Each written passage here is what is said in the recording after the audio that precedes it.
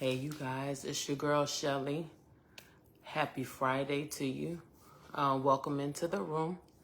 Good morning, good afternoon, good evening. How you doing? If you're catching this on replay, what's up? How you doing? I just wanted to jump on here real quick, and I was going to do this as a video, but it was a little bit easier for me to just jump on live. If you catch this on replay, leave a comment below. Let me know that you caught it on replay. I'm jumping on here real quick because I just got out of the shower, and a lot of y'all know that I tend to get a lot of conviction downloads. The Lord speaks clearly to me when I'm in the shower. That's probably the time that I am the least disrupted or distracted. So that's why I'm coming on here right now. First of all, I apologize for the darkness. Y'all bear with me. I'm going to get to all of that in a second. But I was in the shower, and, you know, for the last week, I've been getting very clear directions, instructions, downloads, knowledge, understanding. And it's probably been like that for the last month, but this last week, definitely for sure, because I have been in the punish corner. So I have only a few people that I've shared this with, but I'm sharing it with you now. This past Sunday, I actually injured myself in the restroom. I hit my head on the ledge of my shower, picking up something off the floor, and ended up suffering a concussion. So I am home on bed rest, in my corner, in the dark, minding my own business, trying to behave and be patient and heal. Anytime I have to sit down and sit still and kind of find myself in what feels like the punished corner, it's an opportunity to really be quiet, because quite frankly, I can't stand loud noises right now. I can't stand the light. As you can see, my room is really dark. Today's probably the first day that I actually got out of the house early this morning with my husband to drop the girls off, and I quickly regretted that, let me tell you. So I'm back in my little corner minding my business. He's running some errands. But the reason that I came on here is because we have a tendency when we're going through something or when things are hard to hide what we're going through. And I want to encourage you this morning on Friday, October 4th, 2024, as we have entered the fourth quarter, to stop hiding what you're going through from people. There are people who are around you, who are assigned to your voice, who think you've got it all together because you always look the part, sound the part, feel the part, you're there for them.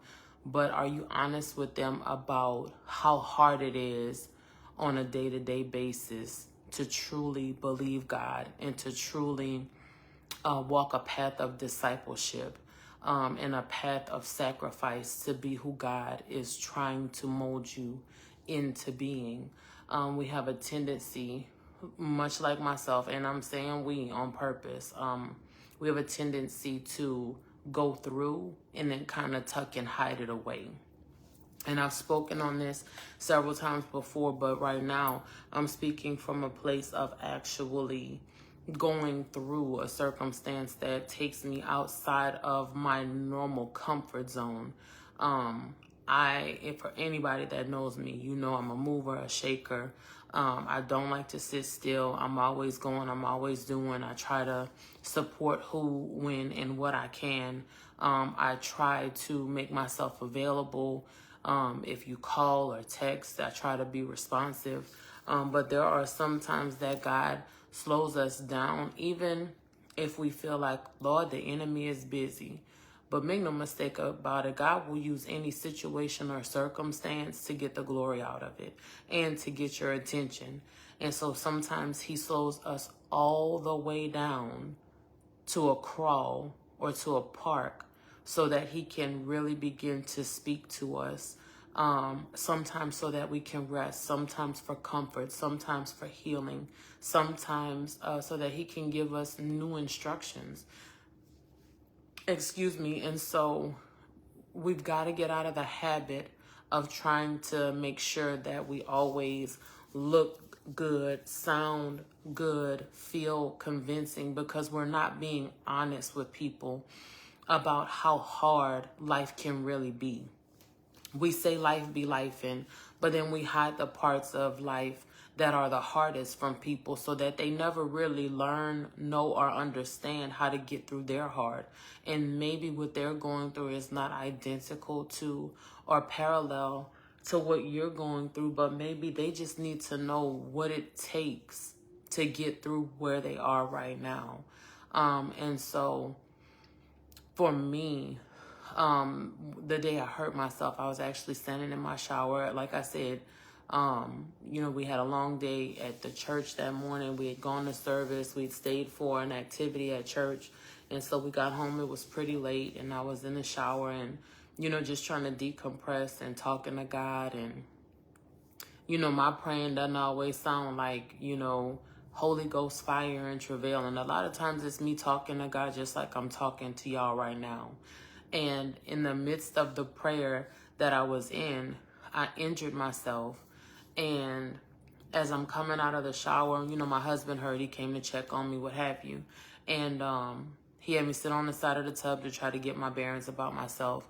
And as I sat there, the first thing I thought was, oh no, I'm going to finish this prayer, because I understood in that moment that the prayer that I was sending up was necessary and it was impactful. And so sometimes we find ourselves distracted from what it is that God's placed on our heart to do, and we never get back to that thing because we get so far pulled in a different direction, distracted, upset, hurt, whatever. Something comes that moves us away from where we should be. And so in that moment, yeah, my head was ringing, my God, but the only thing I could think to do was, oh, I'm going to finish this prayer today. And I did. And I thank God that I actually saw the fruit, or one of the fruits of that prayer manifest almost immediately. And so it's important for us to share those things with people, because sometimes you do have to dig your heels in and do what feels impossible, or what feels painful, or what feels, too big, too hard, because the impact is needed. God would not place something on your heart that wasn't necessary. He needs you to do the thing. And so one of the things that I'm sure of in this moment is that he needs us to do things that take us outside of our comfort zone, and that sometimes are required during a time that we're in immense pain or immense hurt or immense sadness or immense turmoil. He needs us to do it then, because he wants to see if we're really as committed to him as we say we are. Lord, I'll go where you want me to go. I'll say what you want me to say. I'll do what you want me to do. But we want to do it at our convenience, when we feel like it works for us, without understanding that sometimes he needs us to move. And it's not even sometimes, most to all of the times, he needs us to move in that moment to do something that's taking us outside of our comfort zone.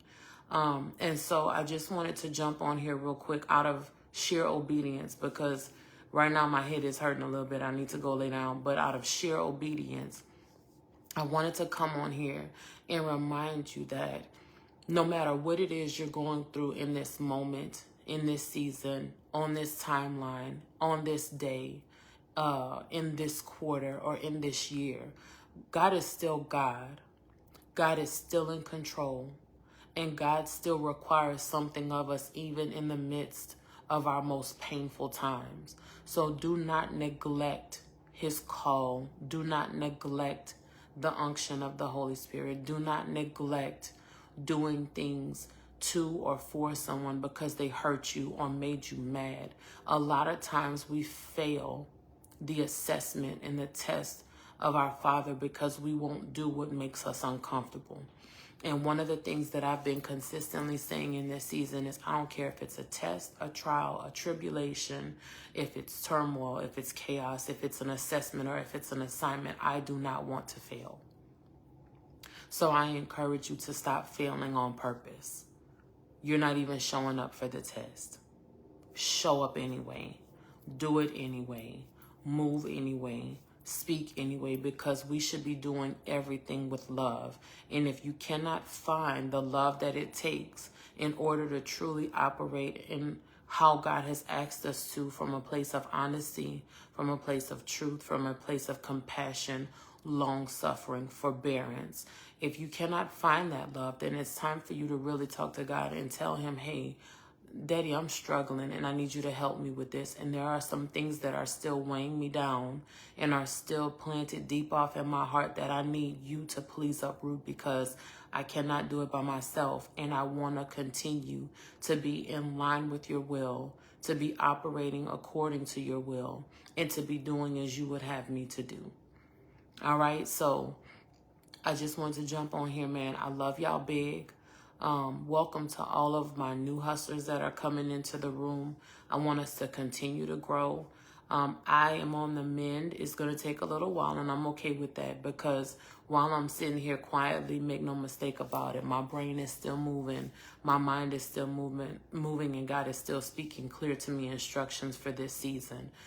So be patient with yourselves, but hold yourselves accountable. All right, Michelle, be patient with yourself. And Michelle, hold yourself accountable. Every time I speak to you guys, I speak to myself too. I am not above correction, redirection, and conviction. So I pray that on today, this message warms your heart a little bit and helps to crack through some of that exterior hardness that's on your heart. And if your heart is not hard, that it permeates all the way through to the core of your being and allows you to do things a little bit differently than you're currently doing them, okay? I love y'all. I will see y'all soon. Super big, man. I love y'all super big, all right? Be great. Peace out.